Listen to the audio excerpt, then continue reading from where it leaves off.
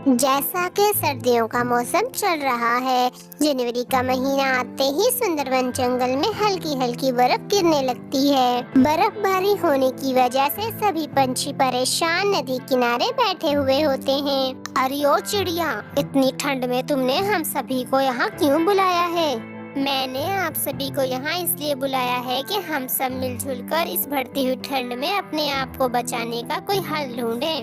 अरे ओ चिड़िया, बर्फ ही तो गिर रही है, आग के गोले नहीं बरस रहे, जिसकी वजह से हमें परेशान होना पड़े। रही बात अपने आप को बचाने की, तो हम सभी के पास अपने अपने घर हैं।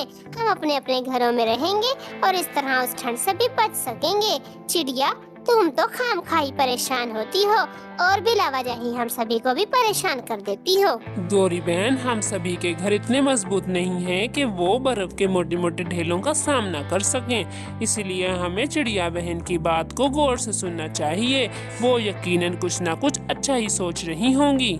दोस्तों, हमें इस जगह को छोड़कर कोई ऐसी जगह तलाश करनी चाहिए जहाँ पर हम आराम और सुकून से ठंड के मौसम में रह सकते हों। तो चिड़िया बहन, फिर देर किस बात की, चलो हम अभी से ही किसी अच्छी सी जगह की खोज में निकल पड़ते हैं। अरे अरे रुको, मैं और गौरी नहीं जाएंगे तुम लोगों के साथ। हमें अपनी जान बहुत प्यारी है, तुम लोगों को तो अपनी जान की कोई परवाह ही नहीं है। मैं और गौरी तो चले अपने घर को। पंछियों के खूब समझाने के बावजूद भी कालू और गोरी नहीं समझते हैं और वो दोनों वहाँ से चले जाते हैं। दोस्तों, अब हमारे पास वक्त बहुत कम है और रात होने से पहले पहले हमें अपने लिए रहने के लिए कोई अच्छी सी जगह ढूंढ ही लेनी होगी। फिर वो तीनों अपने ही जंगल में इधर उधर खूब उड़ते हैं, मगर उन्हें रहने के लिए भी कहीं कोई अच्छी जगह नहीं मिलती है। वो थक हार कर एक जगह पर आकर बैठ जाते हैं। चिड़िया बहन, हम सुबह से ही अच्छी जगह की तलाश में निकले हुए हैं, मगर अब तो रात हो गई है और हमें रहने के लिए भी कोई जगह नहीं मिली है। अगर हम यहीं बैठे रहे तो हम तो इस बर्फ में जमकर मर ही जाएंगे। मिट्ठू, तुम परेशान क्यों होते हो? ऐसा कुछ नहीं होगा। मुझे लगता है शायद मुझे वो जगह मिल गई है जहाँ पर हम सारी सर्दियाँ आराम और सुकून से गुजार सकते हैं। तुम दोनों सिर्फ जल्दी से अब मेरे साथ चलो। चिड़िया बहन, ये तो बता दो कि हमें अब जाना कहाँ है? मिट्ठू तोते, हमारे जंगल में एक टनल है, हमें बस वहीं पर ही पहुंचना होगा। कालू और गोरी अपने घर के बाहर बैठे हुए उन तीनों को देख रहे होते हैं। आलू, देखो तो सही, तीनों बेवकूफों को घर होने की बजाय किस तरह बर्फ में बैठे ठिठर रहे हैं। लगता है इन तीनों की कब्रें तो यहीं पर ही बनेंगी। गौरी, कह तो तुम सही रही हो, लेकिन इस सब में उस तोते और कबूतर की क्या ही गलती है? वो चिड़िया की बच्ची जो कुछ कहती है, ये दोनों तो वैसा ही करते हैं।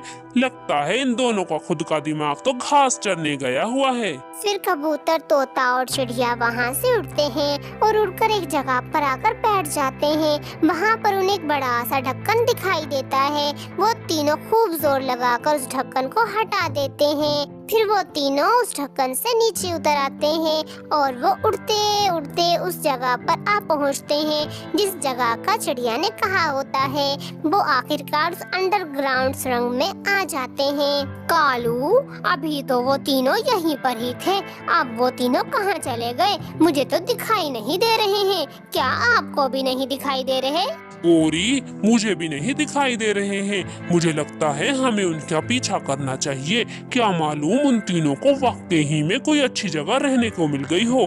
अगर ऐसी बात है तो हमें मौके का फायदा उठाना चाहिए। चलो हम जल्दी से उनका पीछा करते हैं। फिर कालू और गोरी उन तीनों का पीछा करते हुए वहाँ आ जाते हैं जहाँ पर आता हुआ उन्होंने उन तीनों को देखा था।